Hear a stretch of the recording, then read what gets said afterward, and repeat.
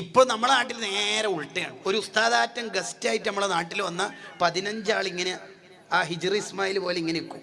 15 ആൾ. അതുകൊണ്ട് തന്നെ വയലിന് വന്ന ഉസ്താദ് എത്ര തിന്നിന് നാട് മുഴുവൻ അറിയും. 2 ചപ്പാത്തി, ഒരു ദോശൻ്റെ പകുതി, കഞ്ഞി കുറച്ച് കുടിച്ചിന്, പിന്നെ ചൂടുവെള്ളം, ഒരു പത്തക്കര കഷ്ണം. ഡാറ്റ കമ്പ്യൂട്ടറൈസ്ഡ് ആയിരിക്കും. എല്ലാവർക്കും ഡാറ്റ ഉണ്ടാവും.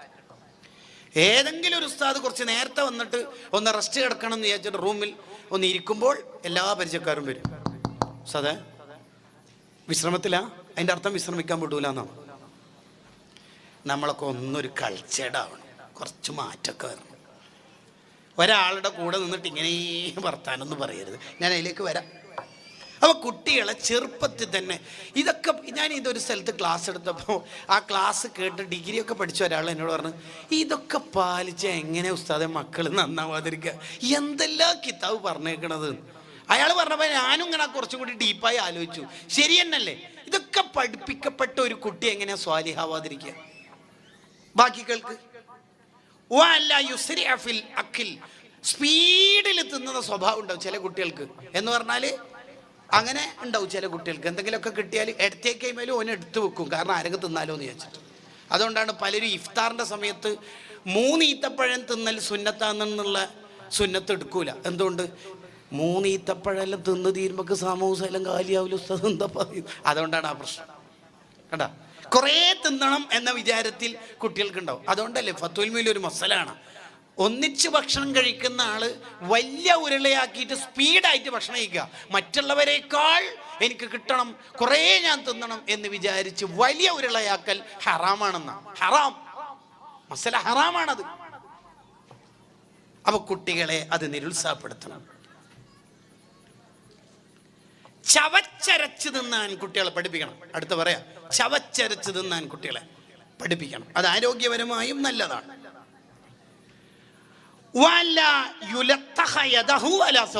അടുത്തത്, വസ്ത്രവും കൈയും ഭക്ഷണം കൊണ്ട് ഇങ്ങനെ പുരട്ടാൻ വരില്ല, പുരളരുത്. അവിടെ ഇവിടേക്ക് ഇങ്ങനെ ചില പിള്ളേർ കണ്ടില്ലേ, എല്ലായിടത്തും പ്ലേറ്റിലും സൈഡിലും ടേബിളിലും തീർമേശയിലും മടിയിലും എല്ലായിടത്തും പുരണ്ടിട്ടുണ്ടാവും.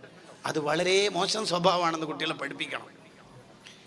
ഇതാരെങ്കിലൊക്കെ തിരുത്തി കൊടുക്കുമ്പോൾ നീ എന്തീ കളിക്കുന്നടി, ഈ പിള്ളേർ തന്നെ മോനെ വലുതാവുക, ഈ പിള്ളേർ തന്നെയല്ലേ വലുതാവുക. അത് കുട്ടികളെ പഠിപ്പിക്കണം. ദെൻ അടുത്തത്,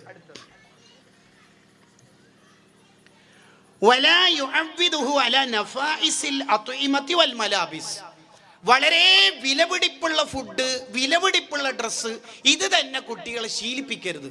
സതേ, ഞാൻ എൻ്റെ മക്കൾക്ക് വലുത് വാങ്ങിക്കൊടുക്കാറില്ല. നമ്മ കഷ്ടപ്പെട്ട കഷ്ടപ്പാട്, നമുക്കൊരേ ദാരിദ്ര്യമൊക്കെ ഉണ്ടായിട്ടെങ്കിലും പിള്ളേർ ഒരു കഷ്ടപ്പാടും ഞാൻ പഠിപ്പിച്ചിട്ടില്ല. ഇത് വലിയ അഭിമാനത്തോടെയാണ് ചിലർ പറയാം. നോക്കൂ നിങ്ങൾ,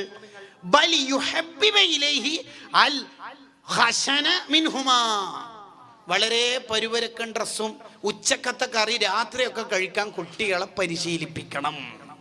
വേഗം ചിക്കൻ എടുത്ത് ഫ്രൈ ആക്കാനല്ല വേണ്ട, ലളിത ജീവിതം പഠിപ്പിക്കണം. ഇതാണ് ഗസാലി ഇമാം ഇത് പറയാത്ത സ്ഥലം ഉണ്ടാവില്ല. ബക്കറ്റ് കൊടുക്കുന്നുണ്ട്. അള്ളാഹു നമുക്കൊക്കെ സ്വതക്കൾക്ക് തൗഫീഖ് ചെയ്യട്ടെ. ആ ബക്കറ്റ് ഒന്ന് തരി.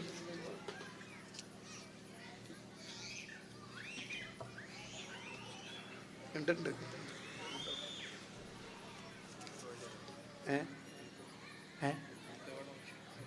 അങ്ങനെ. അള്ളാഹു നമുക്കൊക്കെ ബർക്കത്ത് ചെയ്യട്ടെ. ഇമാം ഗസാലി റളിയല്ലാഹു അൻഹു പറയാ, ലളിത ജീവിതം കുട്ടികളെ പഠിപ്പിക്കണം. ലളിതമായ ജീവിതം പഠിപ്പിക്കണം കുട്ടികളെ. വിലപിടിപ്പുള്ള ഡ്രസ്സ്, വിലപിടിപ്പുള്ള വസ്ത്രം, വിലപിടിപ്പുള്ള ഭക്ഷണം, വിലപിടിപ്പുള്ളത് അങ്ങനെ വലുത് മാത്രം കുട്ടികൾക്ക് കൊടുത്ത് പരിശീലിപ്പിക്കരുത്. എന്തൊരു വലിയ ഉപദേശമാണ്. ലളിത ജീവിതം ഉണ്ടാവണം. ഓവറായി തിന്നുന്നതിനെ ആ കുട്ടീൻ്റെ മുമ്പിൽ നിന്ന് മോശം സംസ്കാരമായിട്ട് പഠിപ്പിക്കണം. അതെങ്ങനെ പഠിപ്പിക്കേണ്ടത്?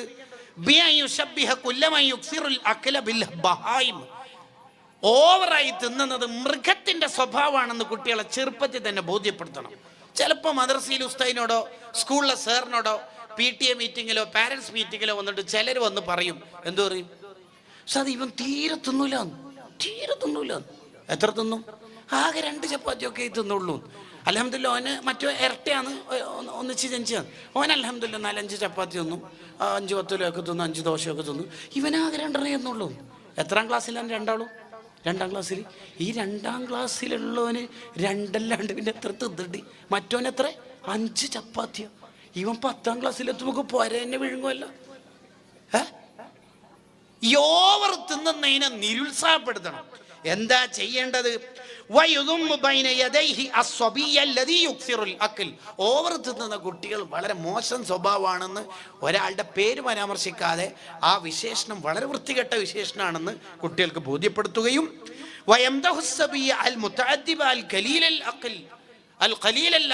വളരെ കുറഞ്ഞ ഫുഡ് കൊണ്ട് തൃപ്തിപ്പെട്ട് ജീവിക്കുന്ന ആള് നല്ല ജീവിതമാണെന്ന് കുട്ടികളെ ചെറുപ്പത്തിൽ തന്നെ പഠിപ്പിച്ചു കൊടുക്കണം. അതെന്താന്ന് പറഞ്ഞാൽ നമ്മളെ നാട്ടിലൊരു കൾച്ചറുണ്ട്. ഉപ്പ വന്നാൽ കുട്ടി ഇരിക്കും, ഉമ്മ തിന്നുമ്പോൾ പിന്നെയും ഇരിക്കും, അവൻ്റെ ഏട്ട മദ്രസയിൽ നിന്ന് വന്നാൽ പിന്നെയും ഇരിക്കും. നീ ഇരിക്കുന്ന ആളാ പിന്നെ ചോദിച്ചുകൊണ്ടിരിക്കുകയും ചെയ്യും. ഉമ്മാരെ വക, ഉമ്മാമാരെ വക, അങ്ങനെ വകയെല്ലാം കൊടുക്കാനുണ്ടെങ്കിൽ ഇടക്ക് സംഭാവനയായിട്ടും കൊടുത്തോളി. അങ്ങനല്ല, ഒരു വട്ടം കുട്ടികൾക്ക് ഭക്ഷണം കൊടുക്കുക, മതിയാക്കി പോവുക.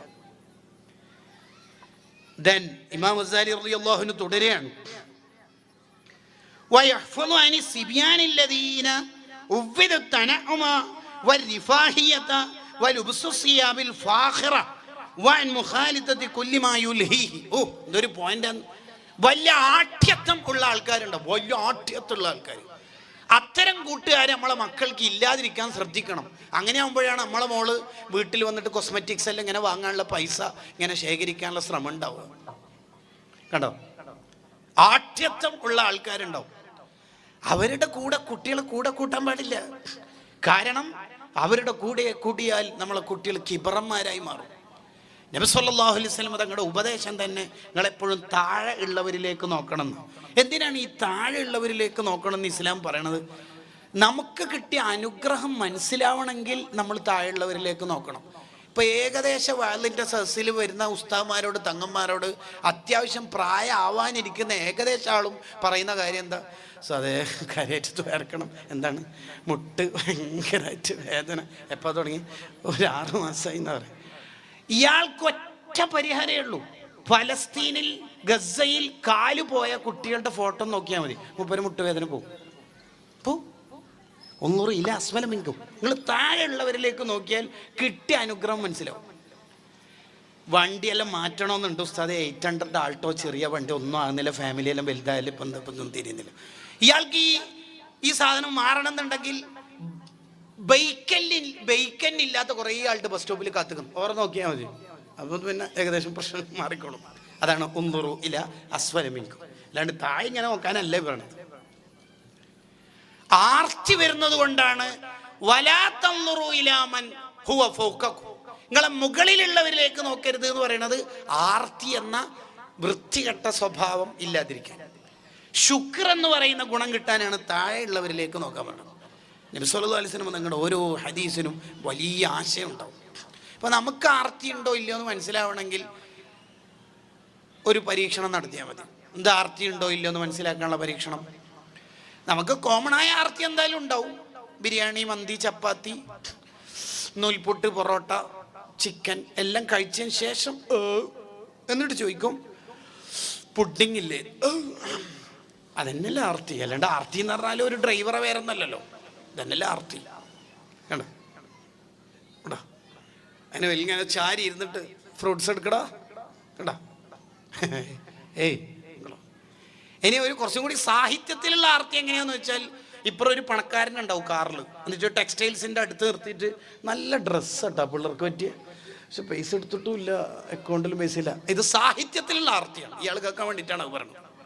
ഷെഹറാനി ഇമാം അതിനെ വളരെ വൃത്തികെട്ട സ്വഭാവമായി തൻ്റെ ഹാദിൽ ഹാഇരീൻ ഇലാ റുസൂമി അഖ്ലാഖിൽ ആരിഫീൻ എന്ന കിതാബിൽ പറയുന്നത്. ഇതൊക്കെ കുട്ടികൾക്ക് വരുന്നത് പണക്കാരുടെ കൂടെ ജീവിക്കുമ്പോഴാണ്. വലിയവരോടൊപ്പം ജീവിച്ചാൽ അതിൻ്റെ ഒരു ആഠ്യത്വം ഉണ്ടാവും. അപ്പൊ നമുക്ക് ഈ ആർത്തി ഉണ്ടോ ഇല്ലയോ എന്ന് വെറുതെ നോക്കാം. അപ്പൊ നമ്മൾ ഉപ്പ ഗൾഫിൽ നിന്ന് വന്നു, പെട്ടി ഇങ്ങനെ പൊളിച്ചുകൊണ്ടിരിക്കുമ്പോൾ ഒരു ഐഫോൺ കാണുന്നുണ്ട്, അതും പുതിയ മോഡൽ. ഇന്ത്യൻ രൂപ നോക്കുമ്പോൾ 1 ലക്ഷത്തിന് മേലെ ഏറ്റവും ചുരുങ്ങിയത് വരുന്നുണ്ട്.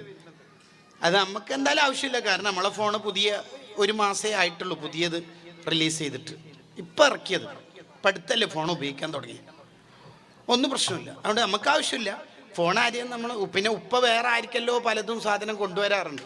ഇപ്പോൾ ഒരു പരോപകാരി ആയതുകൊണ്ടേ അത് വേറെ ആരുടെ ഏതെങ്കിലും ആയിരിക്കുമെന്ന് വിചാരിച്ചിട്ട് അത് അത്ര മനസ്സിൽ കൊടുത്തിട്ടൊന്നുമില്ല. പിന്നെ ഓരോന്ന് വിതരണമൊക്കെ കഴിഞ്ഞ് പിറ്റേന്ന് ഉച്ചക്കുണ്ട് മേശപ്പുറത്ത്, ഉമ്മാൻ്റെ മേശപ്പുറത്ത് ആ മൊബൈൽ ഫോൺ പെട്ടി അടക്കമുണ്ട് അവിടെ. ഉമ്മനോട് ചോദിച്ചു ഇതായിരിക്കാം. അറിയില്ല മോനെ, ഉപ്പ അതാ വരുന്നു ചോദിച്ചു നോക്ക്. എന്താടാ ഉപ്പ ഇതായിരിക്കുള്ള ഫോണ്? ആയിരിക്കുന്നൊന്നുമില്ല, ഞാൻ ഷാർജയിൽ 40 കൊല്ലം ജോലി ചെയ്തല്ലേ.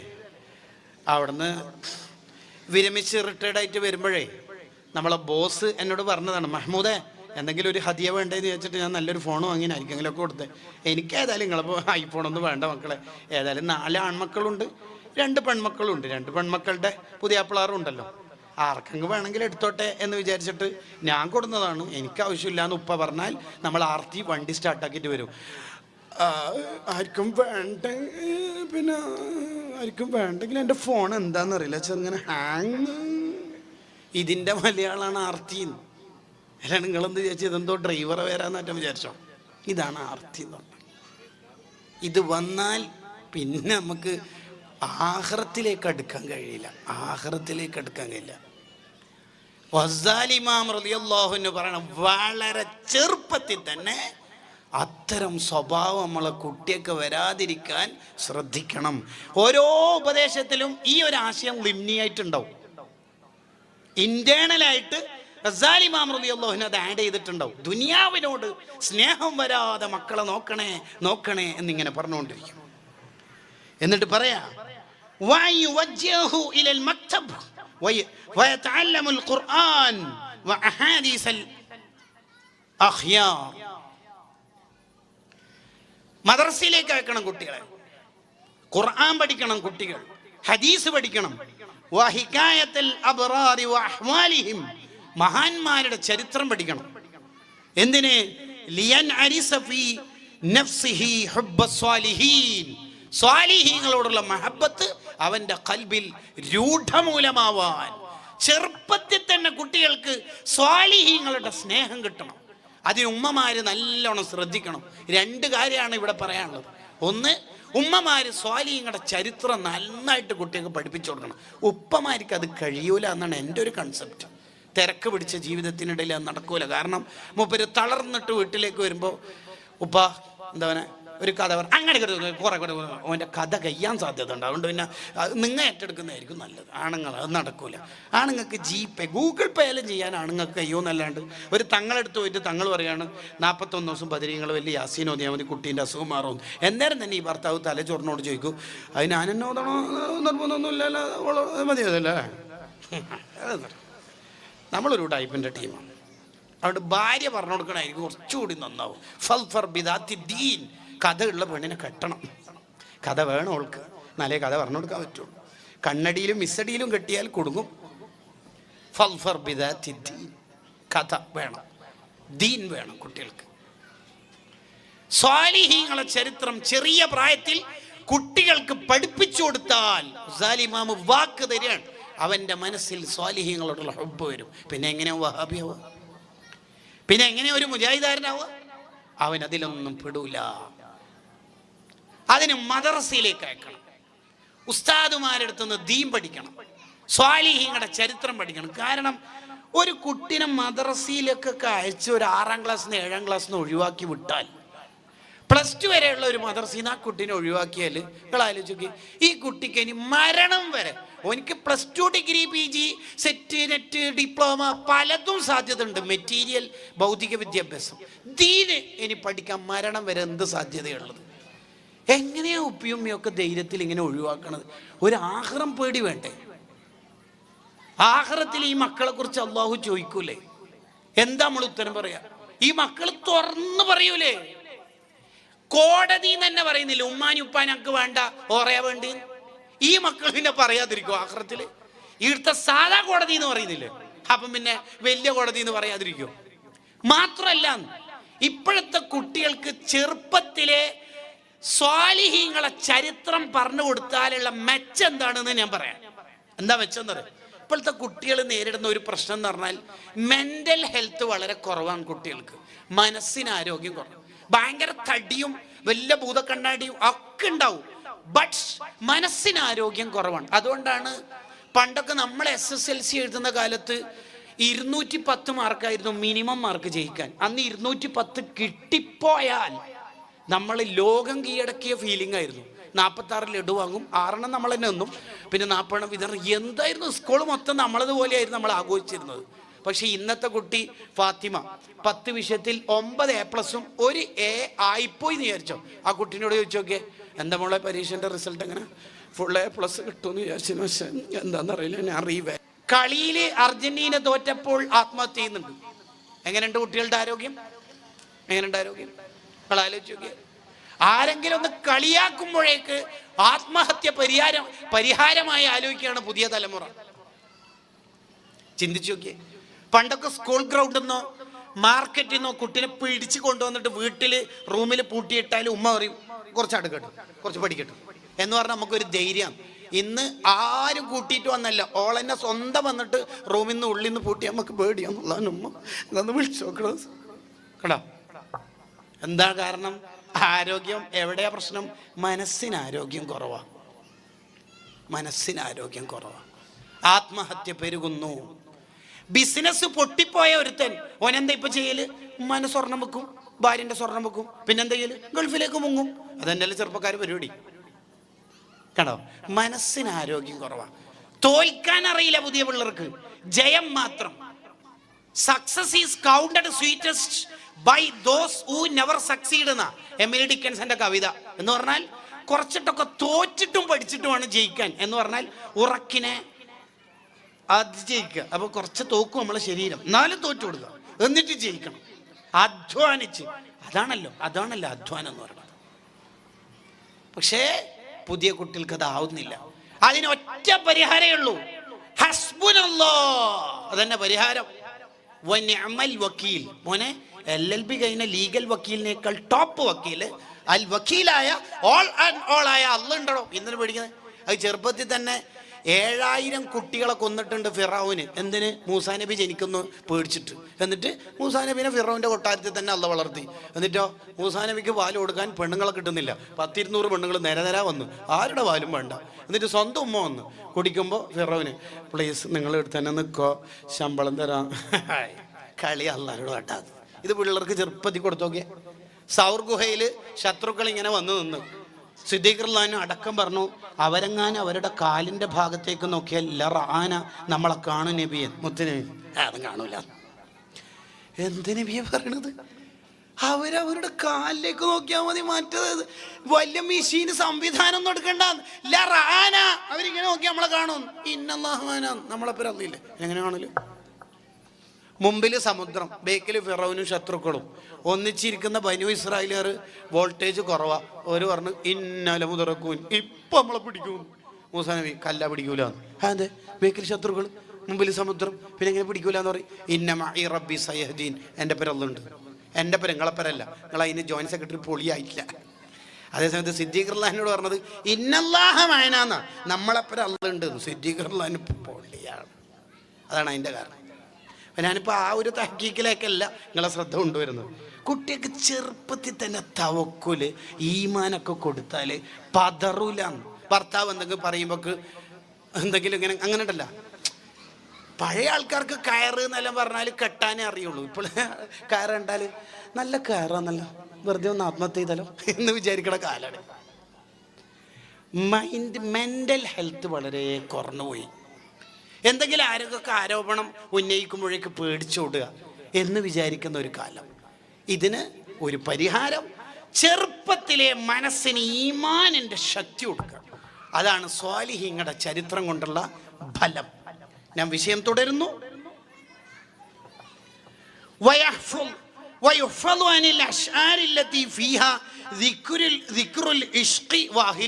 പ്രേമത്തിൻ്റെയും റൊമാൻറ്റിക്കിൻ്റെയും ഒക്കെ പാട്ടുകളൊന്നും കുട്ടികളെ കേൾപ്പിക്കരുത്. ഞാനിപ്പോൾ പാടാനും വരെ പാടില്ലല്ലോ അല്ലേ? അങ്ങനത്തെ പാട്ട് നമുക്കറിയും. അങ്ങനത്തെ പാട്ടുകളൊന്നും കുട്ടികളെ കേൾപ്പിക്കരുത്.